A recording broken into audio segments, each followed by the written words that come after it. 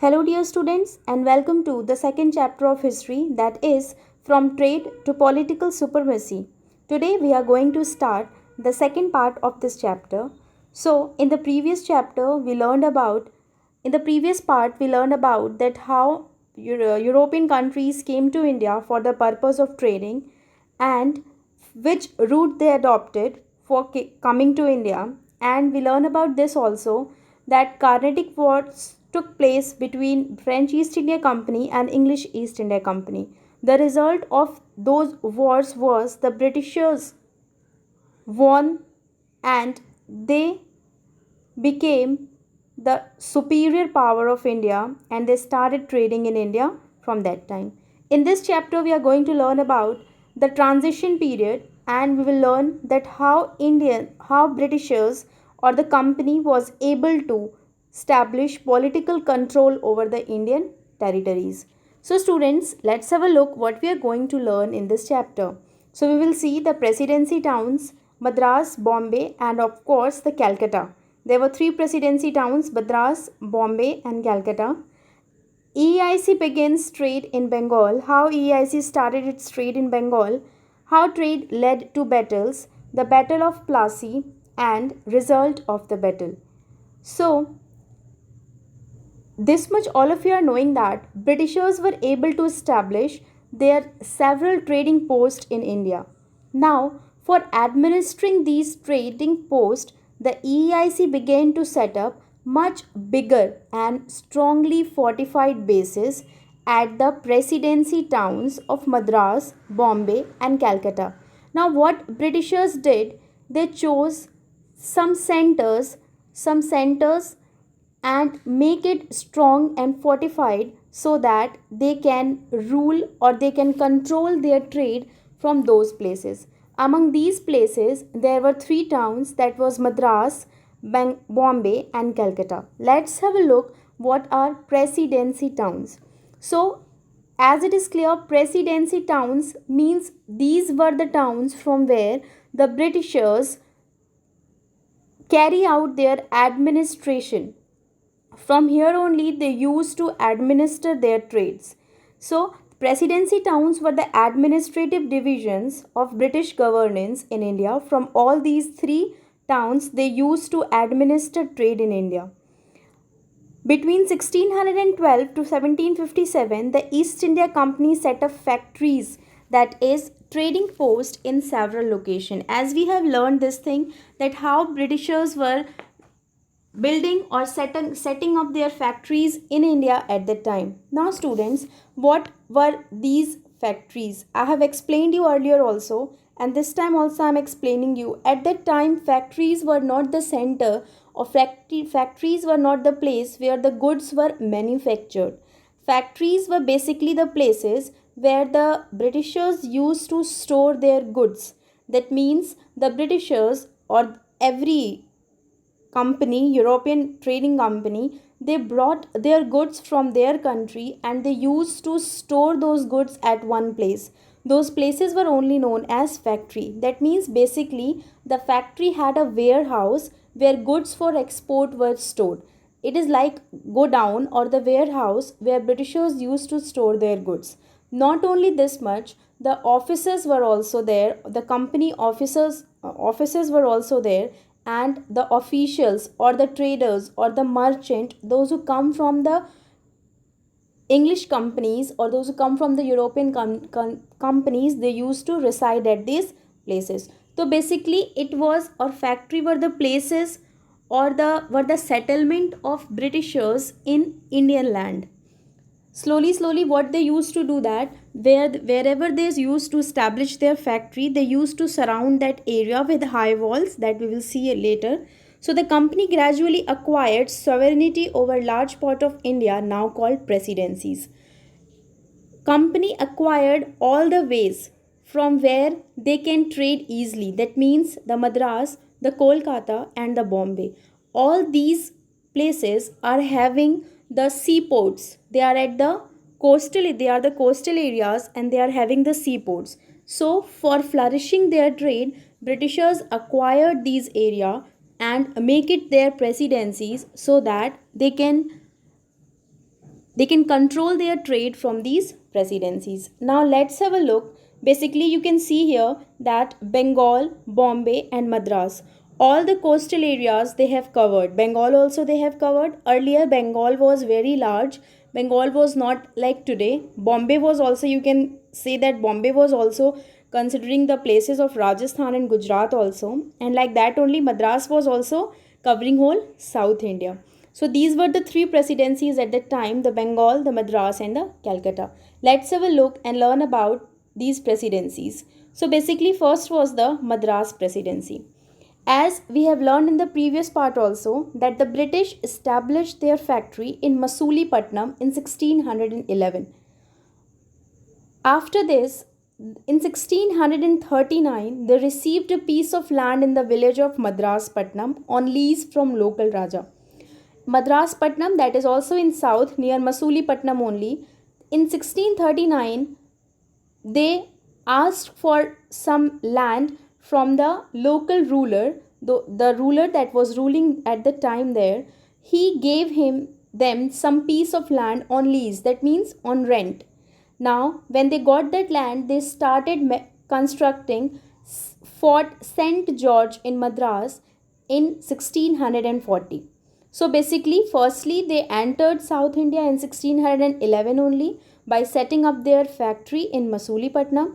After that, in 1639, they purchase or they receive a piece of land from the local Raja on lease, and then they set up Fort St. George in Madras. It was Fort St. George means they fortify their factory and they establish, as you can see, Fort St. George in the picture.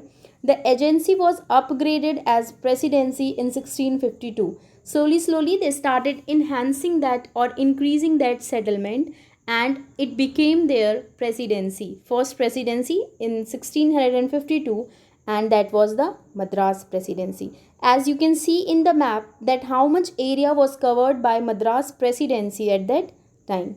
So, our next presidency is Bombay presidency. As you have seen in the map that Bombay covered some areas of Gujarat and Rajasthan also.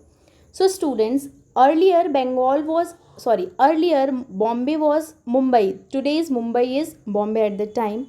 So earlier Bombay was under the control of Gujarat rulers, and when Portuguese came to India, they acquired the transfer, that means the control of that place Bombay transferred to Portuguese in 1534.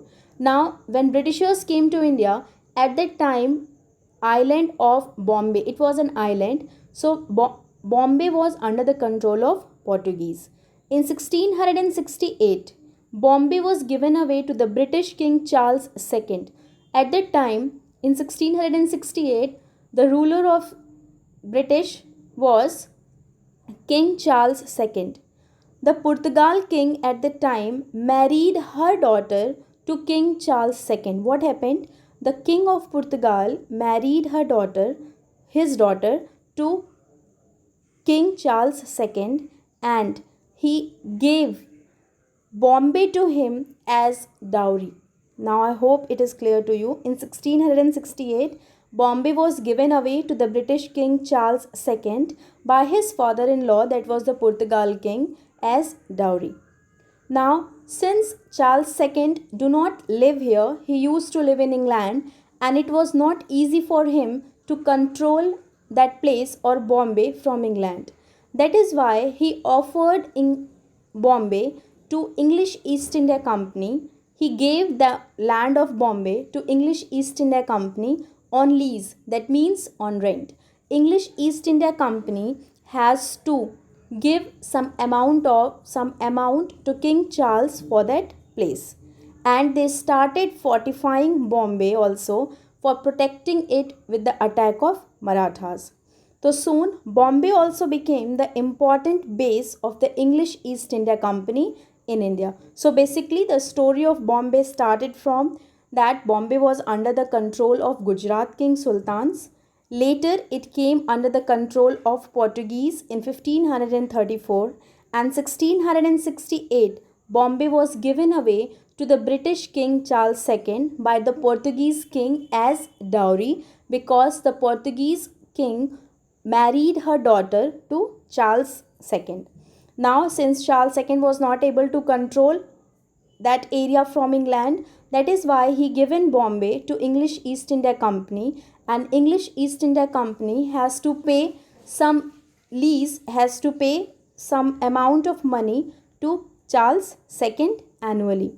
Now Britishers started fortifying that area also. That means they started covering that area also for establishing their control and for protecting that area from the Marathas. So like this only we learned about two presidency towns, that is Madras and Bombay. Now we are going to learn about Calcutta Presidency. The story of Bengal is lengthy, so let's have a look at how East India Company begins trade in Bengal.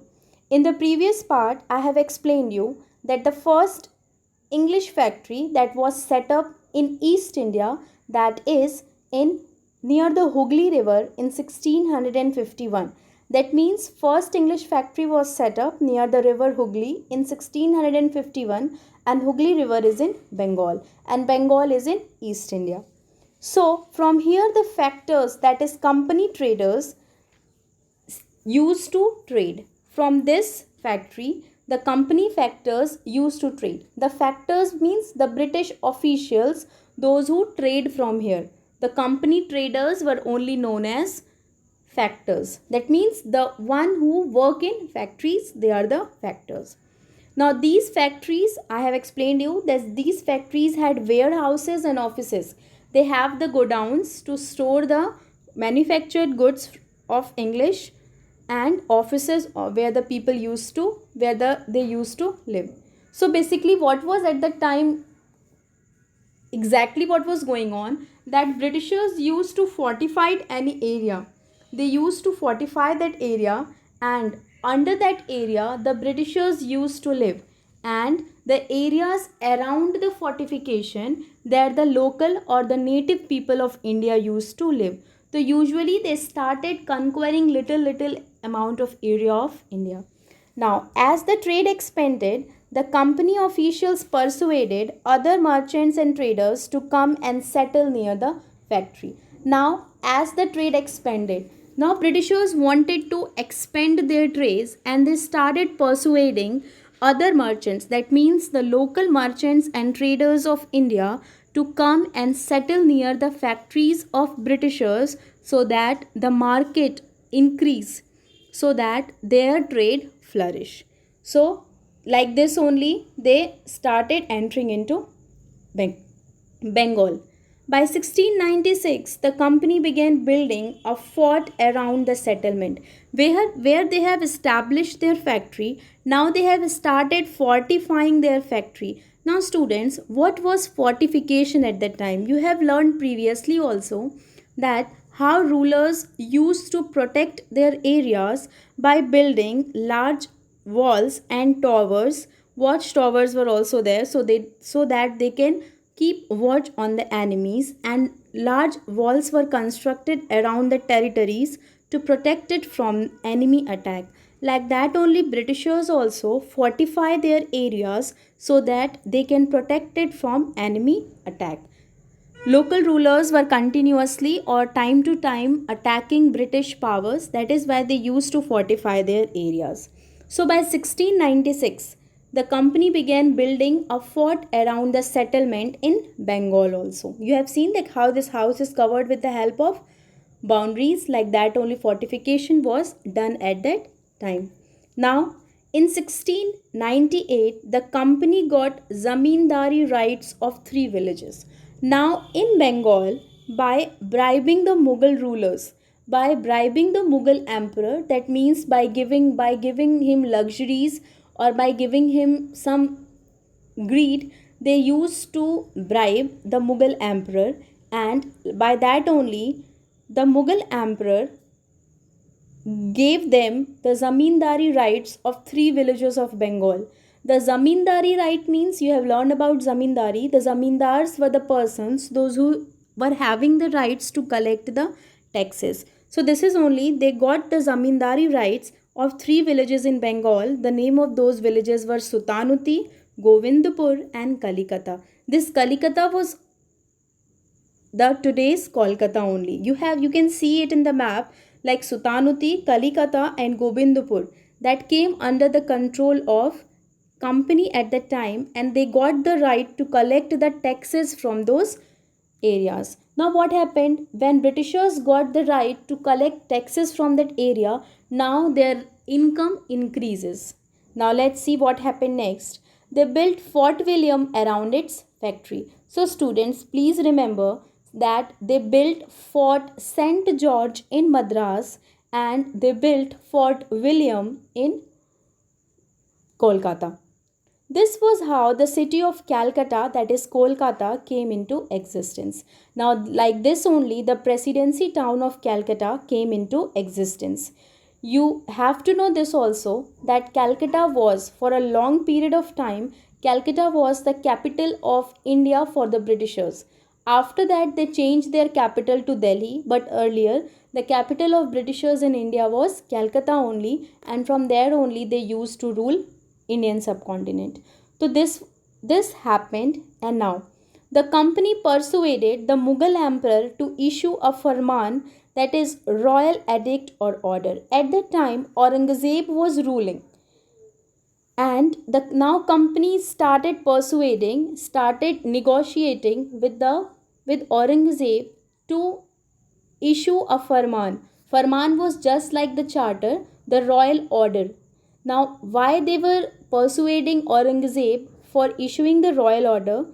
They wanted that Aurangzeb grant company some right to trade duty free. Now every one of you are knowing that whenever the things are purchased from one country to another country, or anything when we use to purchase, we have to pay some taxes on those things. So like that only Britishers started persuading Aurangzeb that he allow them to trade in India without paying tax.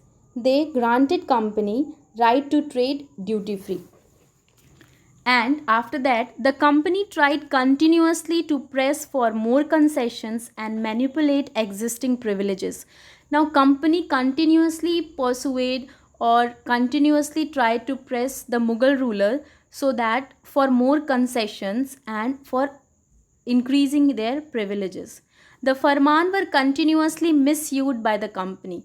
So basically, Aurangzeb gave them the farman, yes, you are allowed to trade in India duty free. Now, Britishers do not have to pay taxes on the trading.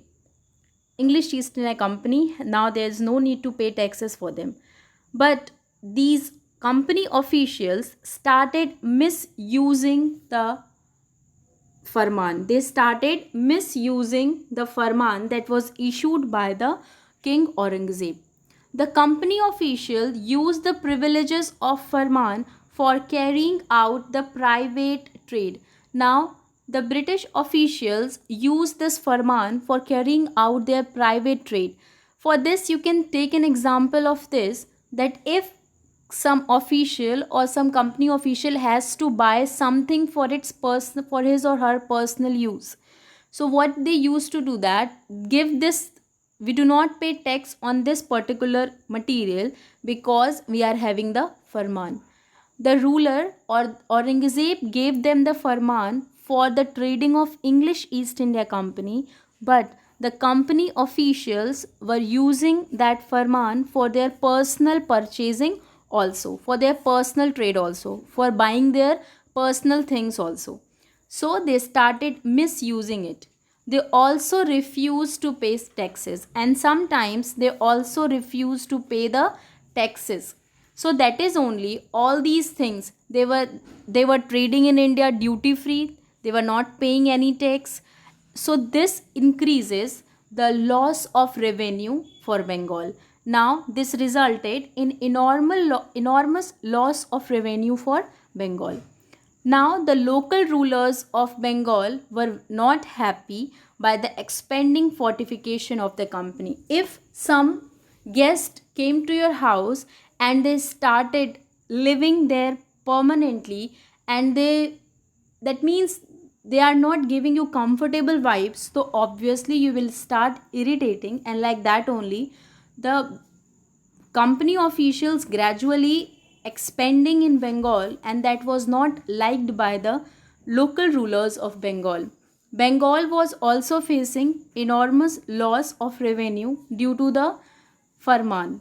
So this happens, and after that, in 1717, when Farrukhsiyar became the ruler of Mughal emperor, Farrukhsiyar also issued one farman. They persuade Farrukhsiyar also, and Farrukhsiyar also issued one farman giving the British East India Company the right to reside and trade in the Mughal Empire. Now, he also gave the right that you can reside anywhere in the Mughal Empire and you can trade anywhere in the Mughal Empire. Basically, he gave or he allowed Britishers to trade freely in Bengal, Bihar, and Odisha. He said that you are free to trade in Bengal, Bihar, and Odisha without paying any tax. But you have to pay an yearly payment of 3,000 rupees. Now, Farrukhsiyar gave some more, we can say that, release to the British, to the English East India Company. Now, they were allowed to trade in Bengal, Bihar, and Odisha by paying only 3,000 rupees annually to Farrukhsiyar. Now let's see what happened next. Now, Bengal. I have explained you about Bengal earlier also, but let's see. In 1700, when Aurangzeb was the ruler, at that time he appointed Murshid Quli Khan as the Diwan of Bengal. Aurangzeb appointed Murshid Quli Khan as the Diwan of Bengal, and slowly in 1704 Murshid Quli Khan shifted the capital of Bengal. You have learned in class 7th that the capital of Bengal, that was a regional kingdom, was Dhaka, and in 1704 Murshid Quli Khan transferred his capital from Dhaka to Murshidabad. Now the new capital of Bengal was Murshidabad. In 1717, during the reign of Farrukhsiyar, Farrukhsiyar appointed Murshid Quli Khan as the Nawab Nazim. More power he gave to Murshid Quli Khan. Farrukhsiyar gave more power to Murshid Quli Khan, and in that year only, in 1717, Murshid Quli Khan established an independent kingdom of Bengal. So this was the story of Bengal. That means when Britishers were expanding themselves in Bengal, at that time Murshid Quli Khan was ruling. Let's have a look on the chronology of the rulers of Bengal. So after Murshid Quli Khan, his son-in-law became the ruler, and his name was Shujaduddin Muhammad Khan. After Shujaduddin Muhammad Khan, his son became the ruler, Sarfaraz Khan. And now Sarfaraz Khan was succeeded by Ali Vardi Khan in the year 1740. Ali Vardi Khan ruled from 1740 to 1756. So, in 1756, Ali Vardi Khan was succeeded by his grandson Shirajud Daulah. Now students, Shirajud Daulah was the last Nawab of Bengal, and he played an important role in, we can say that, in opposing the Britishers to expand in India. So let's have a look that how Shirajud Daulah opposed the Britishers in Indian territory.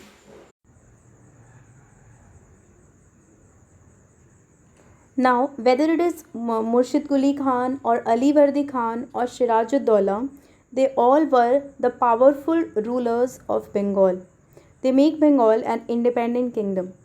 Shirajud Daulah started opposing the British or the English East India Company. He said that he refused. He said that now I am not ready to give you concession for trading in India. He also demanded large tributes for the company's right to trade. He said that if we are allowing you to trade in India, you have to pay tributes. You have learned about the taxes and tributes. Tributes were basically the gifts or the luxuries that were given by someone to the rulers. So Shirajud Daulah said that you have to pay large tributes if you are willing to trade in India. he denied companies right to mint coin. He said that now company is not allowed to mint coin, to mint their own coin. That means now company is not allowed to issue their own coins in India. He stopped them from extending its fortification. He said that now Britishers are not allowing to fortify their factories. That means now Britishers do not expand in Indian territory. He claimed that the company was, and what reasons he gave? He claimed that the company was depriving the Bengal government of huge amounts of revenue. Now, Sirajuddaulah said that we are taking all these grants because company is not paying taxes or the revenue to the Bengal government. That is why Bengal is facing enormous loss in the revenue and undermining the authority of Nawab also. He also said that you all are disrespecting the Nawabs of Bengal. You all are refusing to pay taxes and you all are not showing respect to the Indian Nawabs and trying to humiliate the Nawab of Bengal and his officials. All these reasons he gave that is why we are taking your trade concessions in India. Now, next, the company said that the unjust demand of the local officials were ruining their trade. Company said that your unjust demand or the demands that are being said by the local rulers, that is ruining our trade. Due to that only our trade is affecting. Trade could flourish only if the duties were removed. The British officials said that trade of British East India Company can only be flourished if duties will be removed. Now, they also convinced that to expand trade, it had to enlarge its settlements, buy out villages, and rebuild forts. Company said that if we want to expand our trade in India, it is important that we should enlarge our settlements. We have to acquire large areas, we have to buy villages, and we have to build forts. Now, Sirajuddaulah was not ready to listen anything about claimed by the British officials, and now see what was the result.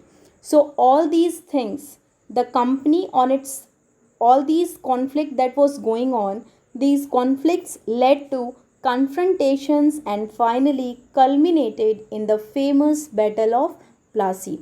So finally the Battle of Plassey took place between the Britishers and the local Nawabs of Bengal. Basically, first we will see what was the background of that battle.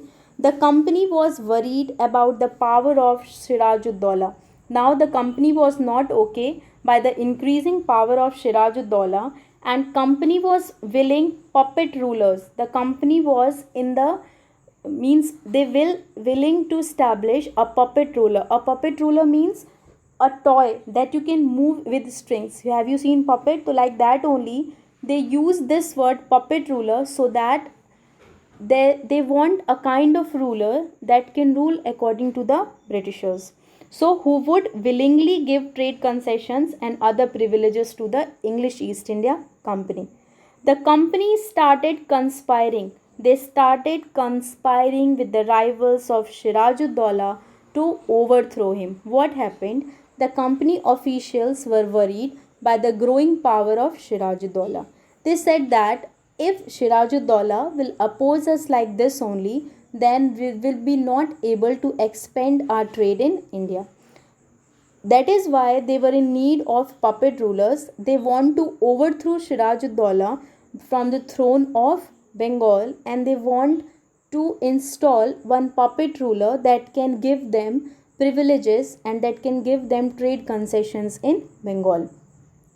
All these things infuriated, all these news came to Sirajuddaulah. Sirajuddaulah came to know that British officials were conspiring against their rivals. That means now Britishers trying to maintain friendship with the rivals of Sirajuddaulah, so they can defeat Sirajuddaulah with the help of his enemies. When Sirajuddaulah came to know about all these things, Sirajuddaulah tried to check the EIC bid to extend fortification. Now he got infuriated and he said that now you are not allowed to extend any fortification, and he get all the treasures accumulated from Bengal treasury at Dhaka. He get all the treasures, and after that he asked the company to stop meddling in the political affair of the dominion. He said that you are not allowed to interfere in the political affair of dominion of the Bengal rulers. Stop fortification, stop constructing any fort, and pay the revenue on time. And you have to pay the revenue, you cannot refuse. Now next, these all things happened, and this was only the background of the Battle of Plassey.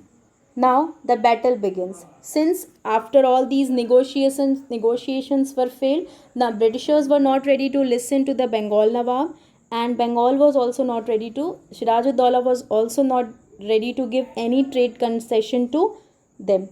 So Siraj-ud-Daulah marched with 30,000 soldiers to the English factory at Qasim Bazar. What Siraj-ud-Daulah did? Siraj-ud-Daulah marched to English factory at Qasim Bazar with 30,000 soldiers. Now what he did in Qasim Bazar, he captured the company officials. That means he captured the company official. He locked the warehouses at Qasim Bazar. He thus attacked on that factory and he locked the warehouses, the storehouse where the company goods were stored. He disarmed all Englishmen. His army disarmed all Englishmen and blockaded English ships, and he just acquired all the English ships and block all the English ships to move further. Now what happened against it? After that he marched to Calcutta. After that, after Qasim Bazar, he marched to Calcutta to establish control over the company's fort. Now he marched to Calcutta so that he can acquire Fort William. He attacked on Fort William and many Englishmen ran away. Some of the Englishmen ran away from there and some were locked in a small guard room. What happened? He attacked on Fort William. Some of the Englishmen just ran away from there, but some were locked. Some were locked by him in a small guard room. What happened? It is believed that when the next day that guard room was opened, so total 142 people were locked in that room. But when the door of the guard room was opened the next day, only 23 were left alive. This incident was only known as Black Hole Massacre. That means many British or the Englishmen were died due to suffocation in that guard room. Now, after all these incidents, after Siraj-ud-Daulah acquired Qasim Bazar factory and he acquired Fort William, now some Englishmen, those who were able to run away, they go to the company officials. There he informed about the fall of Calcutta, about the fall of Fort William, and the Englishmen informed the British Army General Robert Clive. Now the British officials sent one army or troop of army under the leadership of Army General Robert Clive. Robert Clive now dispatched with a strong troop to recapture Calcutta. Now Robert Clive dispatched with a strong troop to recapture Calcutta. From there, Robert Clive came with his army so that he can recapture Calcutta. And when they informed to Robert Clive, at that time Robert Clive was in Madras. Now, next what happened? The Battle of Plassey took place. Earlier, Robert Clive tried hard to negotiate with Siraj-ud-Daulah, but Siraj-ud-Daulah was not ready. So ultimately, on 23rd June, the Battle of Plassey took place. Battle of Plassey was an area near the Hooghly River. Plassey was a place near the Hooghly River, and that place was famous for the Palash trees. That place was famous for the Palash trees, and that is why it is named as Plassey. So the Battle of Plassey was fought in 1757 between the Nawab of Bengal, Siraj-ud-Daulah, and between the army, a British army under the leadership of Robert Clive. So The British forces recaptured Calcutta. Britishers were successful in recapturing Calcutta. Why they were successful in winning that Battle of Plassey? Because Robert Clive conspired against Siraj-ud-Daulah. He used his commander in chief and many loyals of Siraj-ud-Daulah. He conspired with Mir Jafar. Mir Jafar was the commander in chief of Siraj-ud-Daulah. So they conspired against Siraj-ud-Daulah with the help of his commander in chief Mir Jafar. Clive said that, Mir Jafar, if you will help me, I will make you the Nawab of Bengal. Mir Jafar, in the vision of becoming the Nawab of Bengal, helped Robert Clive against Siraj-ud-Daulah. He was the commander in chief, that means the army official of Siraj-ud-Daulah, but he helped Robert Clive just because he wanted to become the Nawab of Bengal. So Clive promised Mir Jafar to make him the Nawab of Bengal after crushing Siraj-ud-Daulah. Now the result of this battle was Siraj-ud-Daulah was defeated by the Britishers in this war. Siraj-ud-Daulah was ultimately defeated because his loyals were only against it. It is believed that Siraj-ud-Daulah was having a large army in comparison to the Britishers. I think 50,000 soldiers were there with Siraj-ud-Daulah, and British army was only having 3,000 soldiers. Since Mir Jafar conspired with the Britishers, that is why Siraj-ud-Daulah was defeated in this battle. Now what happened next? The Battle of Plassey became famous because it was the first major victory of the company won in India. Battle of Plassey was the first war that was won by the Britishers in India with the local rulers. After this victory, now this is the turning point also in the Indian history, because after this victory only the EIC became the real power in Bengal. Now EIC captured the region of Bengal and established their political control over Bengal. Now English East India Company was not merely a trading company. It established its political control over the area of Bengal. Now Mir Jafar became the puppet Nawab of Bengal. As Britishers, English East India Company was willing, so they appointed Mir Jafar as the puppet of Bengal. The EIC officials and their Indian agents forces the peasants and craft person to sell their goods. Now after the Battle of Plassey, the company established its control over Bengal, and that means the company officials started forcing the peasants and the craft persons to sell their goods or crops at a very low prices, and they started making huge profits in India. Now after that, soon Mir Jafar also, now as they appointed Mir Jafar as the Nawab, soon Mir Jafar also started protesting against the company. Soon Mir Jafar was willing to separate himself from the company, but it was not, the company officials were not happy with this. That is why the company deposed him. They overthrew Mir Jafar also from the throne, and they installed Mir Qasim, the son-in-law, as the ruler in place, and they installed Mir Qasim as the ruler. Now after some time, Mir Qasim, the new Nawab of Bengal, also tried to free himself from the company rule. Now after some time, Mir Qasim also said that he also wanted to free with the British rule. So that is why when Mir Qasim complained to the Britishers, he in turn was defeated in the battle fought at Buxar in 1764. This resulted, that means the complaint of Mir Qasim resulted in a next famous battle of modern history, that was the Battle of Buxar, that was fought in 1764. What exactly Mir Qasim did? Mir Qasim, first of all, so he dismissed all the Mir Jafar's officials who were close to English East India Company.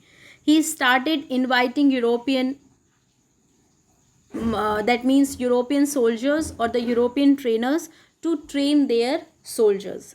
Abolition of taxes on internal trade, that would be against the interest of the British. He started making the Indian trade, means the local trade, duty free, checking the misuse of trade privileges enjoyed by the British. So all these were the steps that were taken by Mir Qasim, and that results in the famous Battle of Buxar in 1764. So the Battle of Buxar we are going to learn in the next part. This is all for today. Thank you, students.